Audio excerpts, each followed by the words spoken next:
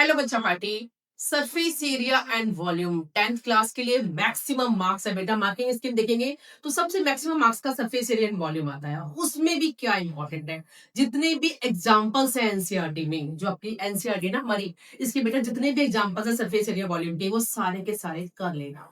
बहुत इंपॉर्टेंट है। और उसमें से भी दो तीन तो मेरे को बहुत ही पसंद है और लगता है कि आने वाले एग्जाम में, ट्यूसडे जो एग्जाम है 10th क्लास का, उसमें आ ही जाएगा। क्योंकि हर साल मेरे एजम्पशन ऑलमोस्ट सही निकलते हैं। इसमें एक क्वेश्चन है, जूस सेलर है जो जूस बेचता है, वो जनरली ग्लास में जूस देता है और ग्लास में जूस देने में जितना क्वांटिटी में देना चाहिए ना, वो हमारे साथ चीटिंग कर लेता है। वो हर जूस वाले की जनरली कंडीशन होती है, हर आदमी अपना प्रॉफिट चाहता है ना।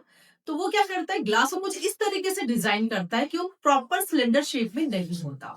उसके अंदर एक रिड्यूस पोर्शन में क्या करता है, हेमिस्फीयर की शेप में ग्लास के अंदर होता है। आप कभी ध्यान दें, नेक्स्ट टाइम कभी जूस पिए तो इस पे जरूर ध्यान देना। एक ग्लास के अंदर एक हेमिस्फेरिकल एक पोर्शन बना देता है, जिसके कारण जो एक्चुअल जूस का अमाउंट है ना, वो कम हो जाता है। तो इस क्वेश्चन को कैसे सॉल्व करेंगे, एग्जांपल है वैसे तो ये एनसीईआरटी का। कैसे सॉल्व करेंगे, पूरा वॉल्यूम निकालेंगे अपना, किसका, उस ग्लास का, that is pi r square है, जो जूस वाले को हमें देना चाहिए, लेकिन वो नहीं देता ना। वो चीटिंग करता है, हेमिस्फेरिकल बाउंड टाइप, जैसे इस टाइप का। एक्चुअल ग्लास ऐसा होना चाहिए, लेकिन वो क्या करता है बेटा, ऐसा और एक अमाउंट में हेमिस्फेरिकल शेप में बना देता है। तो ये जूस तो हमें मिल ही नहीं रहा ना, मिलना चाहिए था लेकिन नहीं मिल रहा। तो इसका ये क्या है, हेमिस्फीयर है, और हेमिस्फीयर का वॉल्यूम तो आपको याद ही होगा, 2/3 पाई आर क्यूब। ठीक है ना।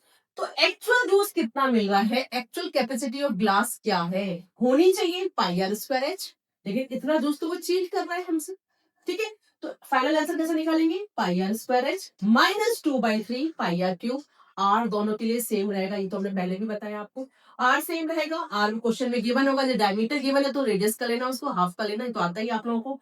एच है, हाइट भी गिवन होगी, लेट अस टेक 10 है तो एच को 10 ले लेंगे। डायमीटर यदि 5 है तो रेडियस अपना 2.5 हो जाएगा, ये भी आपको क्लियर है।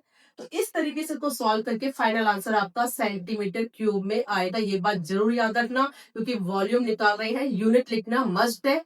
यूनिट लिखना भी है और यूनिट सही भी लिखना है बेटा। तो सेंटीमीटर क्यूब या क्यूबिक सेंटीमीटर में आपका आंसर आएगा। इंपॉर्टेंट क्वेश्चन है। एक और इंपॉर्टेंट क्वेश्चन है आपके आंसर का, एग्जाम्पल है बर्ड बाथ का। चिड़िया एक कंटेनर है, उसमें चिड़िया नहा रही है, कितना वॉल्यूम है उसका, वो क्वेश्चन भी इंपॉर्टेंट है बर्ड बाथ का। ठीक है। जूस वाला क्वेश्चन इंपॉर्टेंट है।